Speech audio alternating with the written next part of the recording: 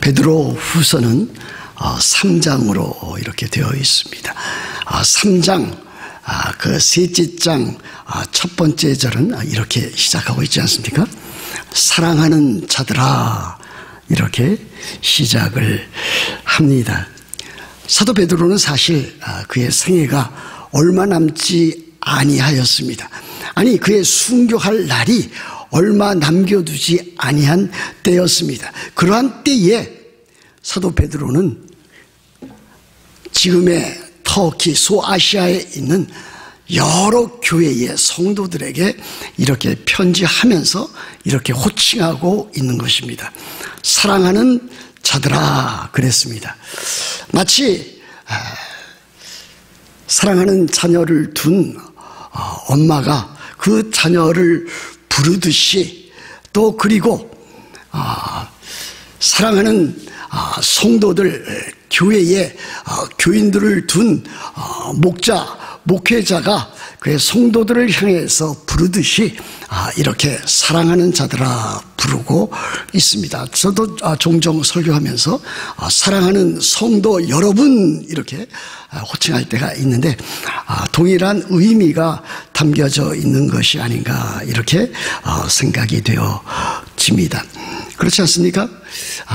지금 사도 베드로는 목자로서, 또 목회자로서, 목사로서 그의 성도들을 향하여 사랑하는 자들이라 이렇게 부르고 있습니다.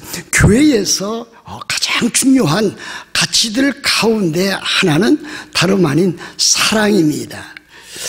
성도들은 하나님을 사랑하고 또한 성도들 사이에 아름다운 사랑의 관계, 그 교제를 나누되 특별히 목자와 성도들 사이에서도 이와 같은 아름다운 사랑이 있어야 됨을 보여주고 있습니다.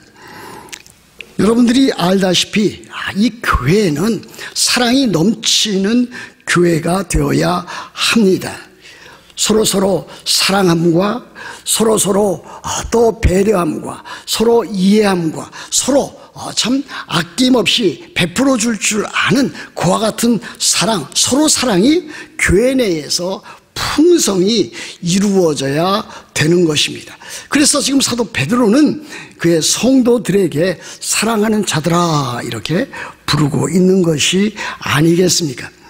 이와 같은 배경을 잠시 살펴볼 때에 왜 사도 베드로가 성도들에게 사랑하는 자들이라 이렇게 불렀을까? 왜냐하면 그 이전에 베드로후서 2장에서 이 거짓 선생들, 거짓 교사들에 대해서 사도 베드로는 엄청나게 날카롭게 혹독한 비난과 비판을 해나왔기 때문입니다. 혹시 그와 같은 일들로 인해서 거기에 관련되어져 있지도 아니한 여러 다른 성도들이 참으로 오해할까봐 또는 그 마음에 무거운 부담감을 가질까봐 이제는 반전해서 그들을 사랑하는 자들이라 이렇게 부르고 있습니다. 여러분, 사랑하는 성도들에게 목사는 이와 같은 간절한 사랑의 마음을 담고 있어야 합니다. 성도는 목사를 닮기 마련입니다. 그렇지 않겠습니까? 목사가 하나님의 말씀과 기도 생활에 충실히 해 나가고 또 그와 같은 일들을 또 강단에서 하나님의 말씀으로 전한다면 그 성도들은 목사를 따라서, 목사를 닮아가서 또 하나님의 말씀과 기도 생활에 충실히 하리라 그렇게 믿습니다. 목사가 날마다의 삶 가운데서 예수 그리스도를 닮아가기를 힘쓴다면 성도들도 목사를 따라서 날마다 예수 그리스도를 닮아가지 않겠습니까? 그러므로 참으로 사도 베드로가 지금 성도들에게 사랑하는 자들이라고 부르면서 참으로 하나님의 말씀을 가르칠 때에 여러 성도들은 사도 베드로의 가르침과 그 교훈에, 사도 베드로의 그 교훈에 따라서 그를 닮아가야 될 줄로 그렇게 믿습니다. 오늘은 이 말씀을 전하는 사도 베드로의 그 내용이 담겨져 있습니다. 오늘 여기 1절 말씀에 보면 이렇게 되어 있습니다. 사랑하는 자들아, 내가 이제 이 둘째 편지를 너희에게 쓰노니, 이 둘째 편지는 다름 아닌 베드로 후서입니다. 둘째 편지이기 때문에 첫째 편지인 베드로 전서가 있음에는 틀림이 없습니다. 이 사도 베드로가 이 베드로 전서와 후서를 쓰는 그 이유는 무엇입니까?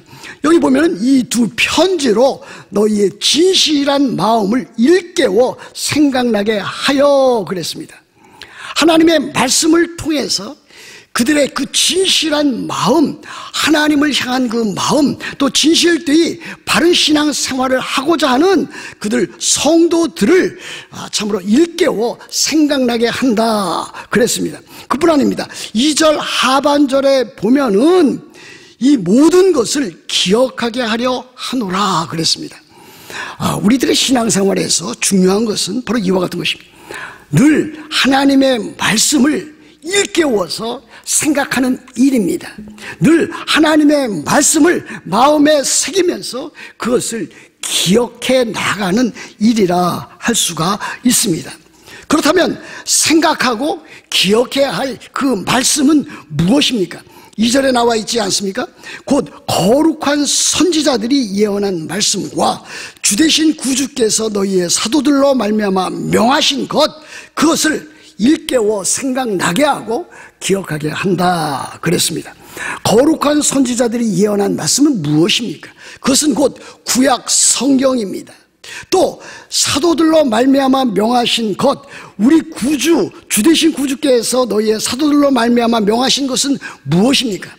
그것은 곧 복음서와 또 그 이하에 나와 있는 서신서들이라 여러분들에게 말씀드릴 수 있습니다. 그러므로 하나님의 백성들은, 성도들은, 그리스도인들은 늘 구약성경과 신약성경, 구약성경을 기록한 다름 아닌 거룩한 선지자들의 그 글들과 예수 그리스도를 믿고 따르던 그 사도들이 남겨준 명한 그 복음서와 서신서들을 늘 읽고 묵상하고 삶에 적용하고 실천에 옮겨 나가야 합니다. 그 왜 그렇습니까?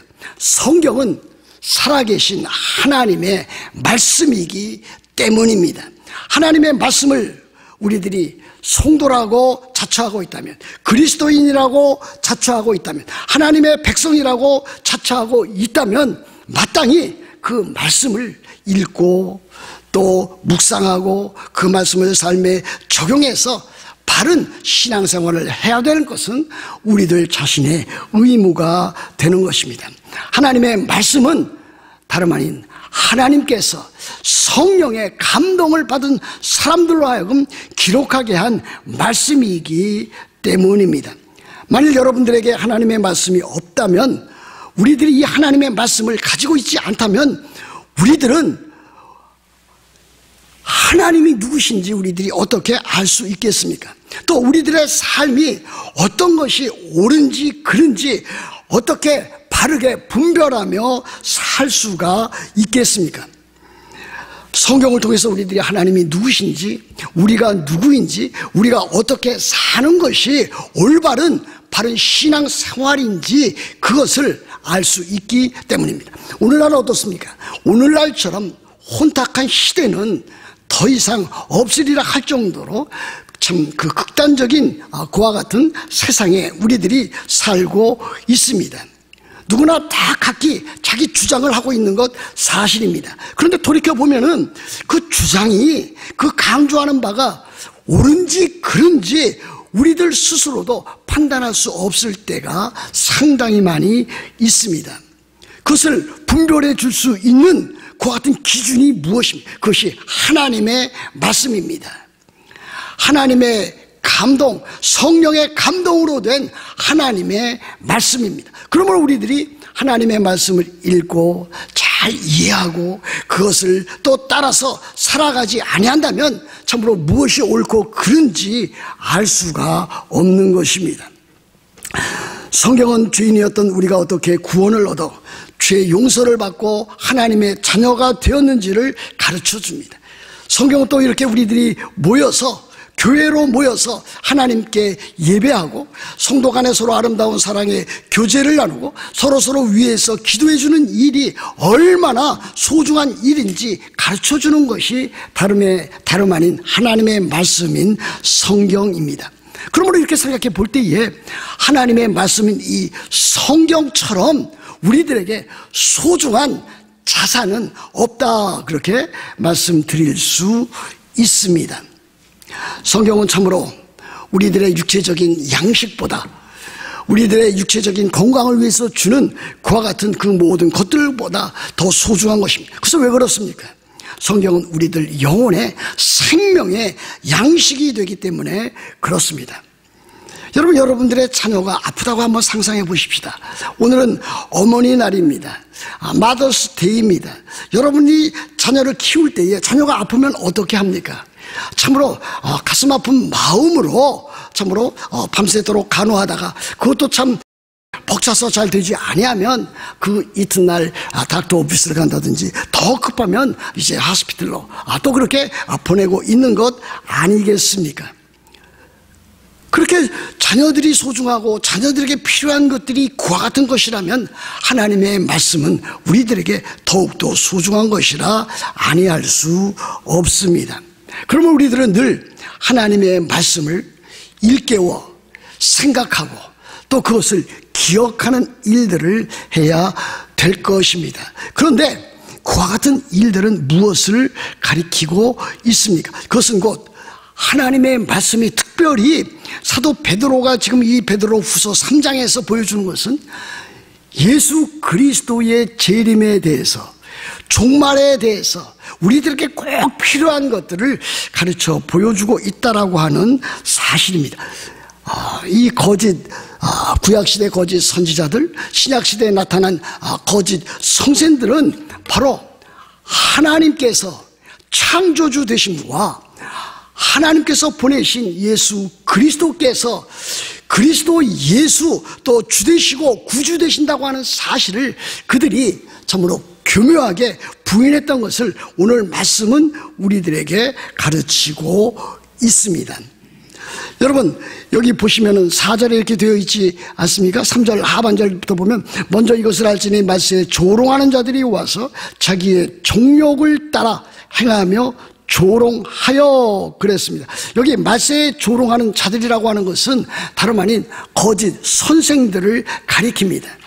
이미 사도 베드로가 베드로전서 후서에서 계속해서 성도들에게 주의를 시키고 경각시켜 주었던 그와 같은 그 대상인 다름 아닌 거짓 선생들을 가리킵니다. 그 거짓 선생들은 자기의 정욕을 따라 행하며 조롱했다 그랬습니다. 그들이 조롱했던 것은 무엇입니까? 하나님의 창조주 되심을 그들은 조롱했습니다. 예수 그리스도께서 이제 영광 중에 다시 오셔서 참으로 새하늘과 새 땅을 이룬다고 하는 사실을 그들은 부인하면서 그것을 믿는 사람들, 하나님의 백성들을 조롱하였습니다. 그러면서 그들이 주장했던 내용이 무엇입니까? 4절 보시면 이르되 주께서 강림하신다는 약속이 어디 있느냐? 조상들이 잔 후로부터 만물이 처음 창조될 때와 같이 그냥 있다, 이렇게 주장을 했습니다. 여러분, 이것이 오늘날로 말하면 이 자유주의 신학자들, 또한 이것이 합리주의 철학자들, 또 이것이 경험주의적인 그와 같은 것을 주장하는 사람들의 주장과 동일하다고 할 수가 있겠습니다. 그들은 이 세상에 참으로 우리 주님께서 다시 오셔서 새하늘과 새 땅을 이루신다라고 하는 사실을 부정하고 있습니다. 그것을 부정하니까 그 이전에 예수 그리스도께서 십자가에 못 박혀 죽은 사실이 참으로 우리의 죄를 대신해서 참 우리가 받을 그 하나님의 형벌과 그 율법의 저주를 받았다라고 하는 사실을 그들이 부정하고 있는 것입니다. 그뿐이 아니라 그들은 예수 그리스도께서 죽은 자 가운데서 육체적으로 다시 사시고 육체적인 부활을 하시고 또 하늘에 오르셨다라고 하는 사실을 부정하고 있습니다. 그러니까 이 모든 것들을 순차적으로 부정하고 나니까 그들이 결론적으로 나오는 그와 같은 일은 무엇입니까? 더 이상 예수 그리스도의 영광스러운 재림이라고 하는 것은 있을 수 없다. 이 세상은 참으로 그대로 있는 것이지 어떠한 변화나 변동, 격변을 가질 수 없다라고 하는 것이 그들의 주장이었습니다. 그런데 사도 베드로가 지금 주장하고 있는 내용은 이제 5절에 나타나 있지 않습니까? 이는 하늘이 옛적부터 있는 것과 땅이 물에서 나와 물로 성립된 것도 하나님의 말씀으로 된 것을 그들이 일부러 잊으려 함이로다 그랬습니다. 하나님께서 태초에 하나님의 말씀으로 천지 만물을 창조하셨다라고 하는 사실을 그들이 부인하고 있다라고 하는 것을 여기에서 주장하고 있는 것입니다. 그리고 노아 홍수 때에 있었던 그와 같은 일들도 그 이하에서 보여주고 있습니다. 하나님께서 천지 만물을 창조하셨는데 인간의 타락으로 말미암아 하나님께서 그 타락한 인간들을 심판하셨다라고 하는 그 사실입니다. 그래서 6절 말씀에 보면 이로 말미암아 그때의 세상은 물이 넘침으로 멸망하였으되 그랬습니다. 노아 홍수를 가리키는 것 아니겠습니까? 노아 홍수 때에 참으로 타락한 백성들의 그와 같은 삶을 하나님께서 물에 넘침으로 홍수로 그렇게 심판하셨다라고 하는 것을 보여줍니다. 심판과 멸망의 날이 구약시대에 그렇게 있었다. 그런데 그와 같은 구약시대에 있었던 노아 홍수, 그것과 비견할 만한 이제 더 큰 일이 우리 주 예수 그리스도께서 영광스럽게 재림하실 때에 있게 될 것이다. 물로 과거의 구약시대에 심판하셨던 하나님께서는 이제 신약시대 그 마지막 날에 예수 그리스도로 인하여 불로 심판하실 것을 보여주고 있습니다. 그것이 7절에 나와 있습니다. 이제 하늘과 땅은 그 동일한 말씀으로 불사르기 위하여 보호하신 바되와 경건하지 아니한 사람들의 심판과 멸망의 날까지 보존하여 두신 것이라 이렇게 가르쳐 보여주고 있습니다. 저는 가끔 이와 같은 생각을 해봅니다. 우리들은 참으로 하나님의 말씀을 믿되 예수 그리스도의 주되심과 구주되심과 하나님의 아들 되심을 믿되 참으로 성경 전체, 성경 창세기부터 요한계시록까지 하나님의 말씀이 가르쳐주는 바를 믿어야만 한다 하는 것을 마음에 늘 참으로 무거운 중압감으로 가지고 있습니다. 오직 성경으로만 뿐만이 아니라 오직 성경 전체만으로 우리들은 그것을 믿고 나가야 된다고 하는 것을 마음에 새기고 있습니다. 그러므로 우리들은 하나님께서 창조주 하나님이 되심과 하나님께서 구원의 하나님이 되심과 하나님께서 이 모든 세상을 섭리하시는 하나님이 되심과 궁극적으로 하나님께서 이제 모든 것을 참으로 심판과 멸망의 날을 두셔서 믿는 자들은 구원에 이르게 하시고 믿지 아니하는 사람들에게는 멸망케 한다고 하는 그와 같은 것들을 우리들에게 보여주고 있습니다. 여러분, 맨 마지막에 우리 주님께서 오실 때에 온 세상은 불로 심판하게 되실 것입니다. 지금 사람들이 걱정하는 바는 무엇입니까? 핵 전쟁이 혹시 발발하지 아니할까?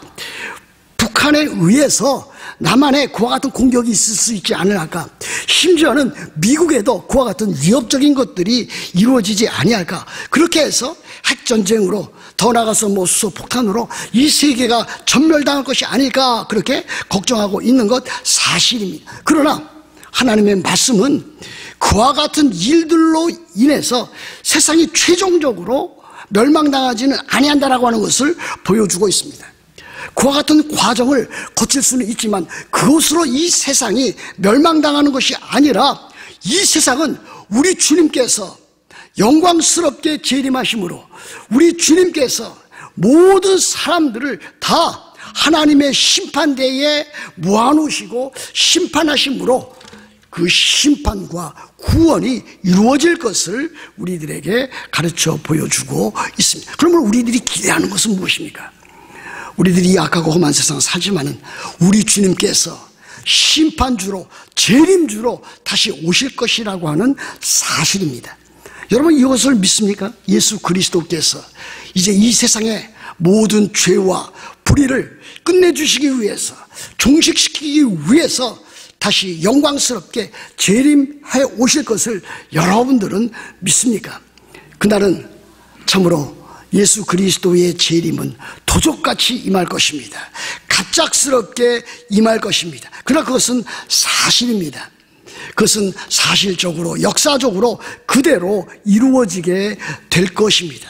또한 그날에 참으로 불신자에 대한 심판과 신자들에 대한 구원으로 이루어지게 될 것입니다. 여러분, 고린도후서 5장 10절 말씀에 이와 같은 말씀이 있습니다. 이는 우리가 다 그랬습니다. 그래서 우리가 다라고 하는 것은 믿는 자나 믿지 아니하는 자나 이 세상에 있었던, 과거에 있었던, 지금 있는, 또 앞으로 있을, 예수 그리스도 재림하실 때까지 있을 그 모든 사람들을 반드시 그리스도의 심판대 앞에 나타나게 되어 각각 선악간에 그 몸으로 행한 것을 따라 받으려 함이라 그랬습니다. 그러므로 결론은 무엇입니까? 불신자들에게는 영원한 형벌이 있을 것입니다. 이것이 참으로 무서운 사실입니다. 그들은 지옥 형벌로 떨어지고 말 것입니다. 그러나 신자는 어떻습니까? 신자들에게는 영원한 하나님의 나라 새하늘과 새 땅에 들어가게 하실 것입니다. 우리들이 말하는 영원한 그 천국에 우리들을 들어가게 해서 그곳에서 영원토록 삼위일체 하나님과 교제하고 참으로 새하늘과 새 땅에서 영원한 복된 삶을 살게 될 것을 보여주고 있습니다. 그러므로 우리들은 어떻게 해야 될 것입니까? 예수 그리스도를 믿지 아니한 사람 돌이켜서 회개하고 하나님께 나아가야 될 것입니다. 우리들이 그것을 회개라고 말하고 있지 않습니까? 우리들 주변에 엄청나게 많은 지금도 참으로 불신자들이 있습니다. 심지어 교회 내에도 그와 같은 불신자들이 있습니다. 그와 같은 불신자들은 돌이켜 회개해서 하나님께로 나아가야 됩니다. 그리고 하나님께로 나아갈 뿐만이 아니라 복음을 믿어야 됩니다.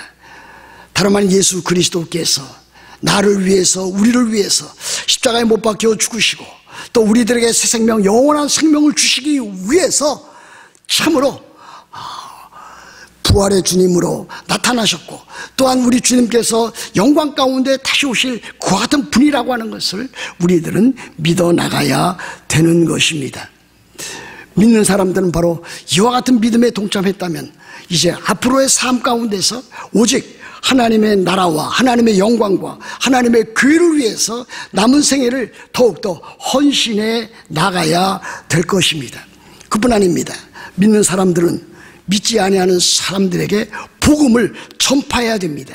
이것이 여러분들 마음에 아주 강하게 도전이 되어야 될 줄로 믿는 것입니다. 제가 지난 주간에 한 목사님을 만나 뵈었습니다. 많은 도전을 받았습니다. 그분은 지금도 복음을 전하기 위해서 참으로 여러 모양으로 물심양면으로 힘쓰는 그와 같은 분이었습니다. 불신자를 보면은 그 마음에 안타까움을 가지고 있었습니다.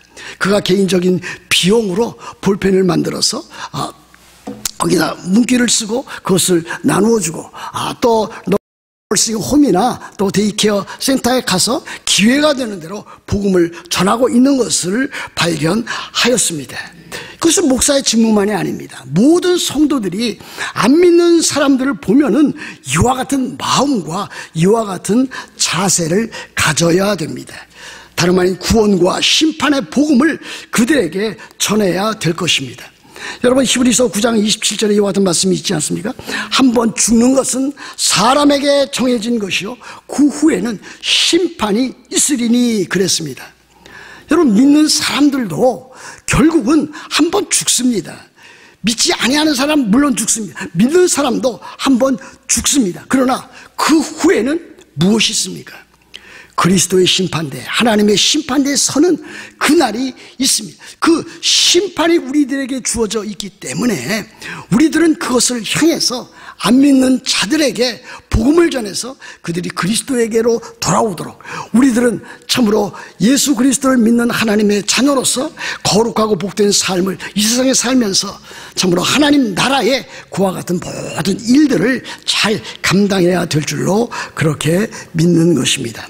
사랑하는 성도 여러분, 우리들 주변에는 너무나 많은 참으로 잘못된 참 기독교 복음에 배치되는 그와 같은 일들이 너무나 많이 있습니다.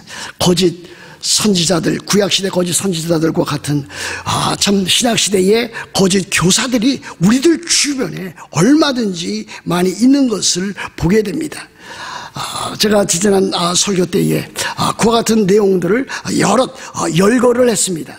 어떤 분이 저에게 이야기를 하기를 뭐 그렇게 구체적으로 그와 같은 것들을 이야기하느냐 저에게 의문을 제시를 했습니다. 우리 교회 교인들 가운데는 그와 같은 데에 참으로 이단이라든지 이단적인 사상에 빠진 사람이 없는데 그와 같은 것을 가르칠 필요가 있느냐 그렇게 이야기하는 것을 제가 들었습니다. 그렇지 않습니다. 우리들은 참으로 우리들 주변에 있는 만나교회 밖에 있는 그와 같은 이단과 사입이 아직도 너무나 많은 그와 같은 일들이 있는데 그와 같은 것들에 경계를 해야 될 것입니다. 거기에 속해 있는 또 잘못된 길로 가고 있는 사람들을 하나님의 백성으로 참으로 돌이키도록 우리들은 참으로 노력을 해야 될 것입니다. 제가 가장 염려하는 바는 또 무엇인지 아십니까? 사랑하는 성도 여러분, 참으로 이 가운데에도 하나님을 바르게 믿고 바르게 참 신앙생활 하려고 힘쓰는 사람들이 있지만은 그 가운데는 저를 비롯해서 여러분들 가운데도 참으로 완전하지 아니한 그와 같은 참 잘못된 그와 같은 부분적인 이단적인 그와 같은 내용들이 아주 부분적으로 작게나마 있을 수 있다라고 하는 사실입니다. 우리들이 다른 성도들과 또 다른 교인들과 또 신실하게 믿는 사람들과 대화를 해보면 종종 그와 같은 것들을 발견해 나갈 수가 있습니다. 신앙생활 아주 잘하는 것 같습니다. 가정생활 또 교회생활 다른 사람들 또 이렇게 해서 잘하는 것 같은데 대화에 나가는 것 보면은 성경에 대한 바른 신앙을 갖지 못한 것을 발견하게 됩니다.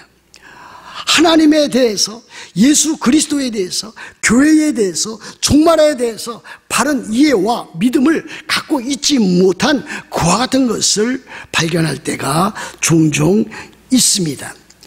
우리들 자신 가운데도 때에 따라서는 무신론적인 또는 자유주의적인 그와 같은 사상이 아주 부분적으로 자그맣게나마 우리들 안에 들어와 있는 것이 있다라고 하는 사실. 우리들은 그것을 늘 경계해 나가야 됩니다.